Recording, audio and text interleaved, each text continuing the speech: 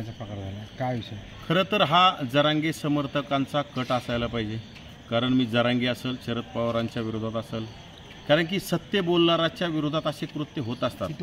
शरद पवार असतील, अजित पवार असतील, एकनाथ शिंदे असतील, ह्या समर्थकांचा आणि विशेषतः मनोज जरांगे, बिंडोक असणारा जरांगेचे असे समर्थक या राज्यामध्ये अनेक खपावलेले आहेत आणि यांच्या माध्यमातून हे कृत्य झाले। कारण की माझी गाडी गेल्या म्हणजे काल म्हणजे दुपारी 5 वाजल्यापासून तर आजपर्यंत अक्षरशः बंद असून झाकून ठेवलेली होती।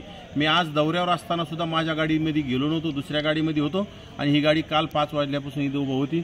अचानक मी म्हणजे त्याच्या अगोदर 15 मिनिटापूर्वी इथून वॉकिंगला येऊन गेलो, जेवण केल्याच्यानंतर 2-5 माणूस चलत त्या टायमिंगमध्ये मी चालून येऊन गेलो, त्या टायमिंगला इथं कोणी नव्हतं आणि त्यानंतर गाडी चेतल्याचा इथं कलमा झाला, कॉलनीमधील सगळ्यांनी आवाज दिला आणि त्यानंतर बाहेर मी आलो तर माझ्या गाडीचं सगळं कवर वगैरे जळत आलं होतं आणि यामध्ये समोरून पाहिलं तर पेट्रोल टाकून जाळण्याचा प्रयत्न केलाय।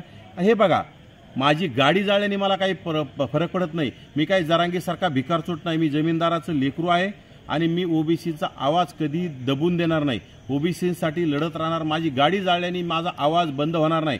माझी शरद पवारांना माझी सूचना आहे, माझी अजित पवार असतील, माझी एकनाथ शिंदे आणि म्हणजे पिसाळलेला कुत्रा जरांगेला सुद्धा माझी सूचना आहे, माझी गाडी जाळल्याने मला काही फरक पडत नाही। अशा गाड्या मी पुन्हा घेईल, मी कारण की मी जमीनदाराच लेकरू, माझा बाप मला गाडी घेऊन देईल, माझे वडील मला गाडी घेऊन देतील, परंतु असे कृत्य करणं योग्य नाही। आमच्या लोकांनी जर ठरवलं तर जरांगेच्या गाड्या जाळायच्या आणि जरांगेचे घरं जाळायचे तर चालेल का?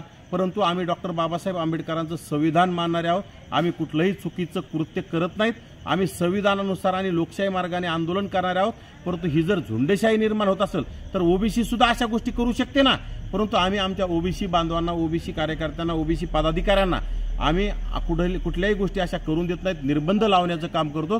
परंतु जरांगेला आमची सूचना आहे, तुम्ही जर अशी दादागिरी आणि आमच्या गाड्या जाळण्याचा पर्यंत उभ्या गाड्या जर जाळत असेल तर आम्ही तुमच्या सुद्धा गाड्या आमच्या कार्यकर्त्यांनी जाळल्या तर मग तुम्ही आश्चर्य मानू नका, त्यामुळे तुम्ही असे चुकीचे कृत्य करू नका। माझी प्रशासनाला, पोलीस प्रशासनाला विनंती की हा गुन्हा जरांगेच्या नावाने दाखल झाला पाहिजे, हा गुन्हा शरद पवारांच्या नावाने, शामळा रोहित पवारांच्या नावाने, अजित पवारांच्या नावाने, एकनाथ शिंदेच्या नावाने गुन्हा दाखल झाला पाहिजे। कारण की माझी गाडी, मी ह्या लोकांच्या विरोधात बोलतोय आणि सत्य बोलतोय, जो ओबीसींची बाजू घेऊन बोलतोय, ओबीसींचं अस्तित्व टिकवण्यासाठी बोलतोय, म्हणून यांनी हा केलेला कटकार असणार नाही। परंतु माझी गाडी जाळल्याने मला काही फरक पडत नाही, मी लढत राहणार, मी बोलत राहणार।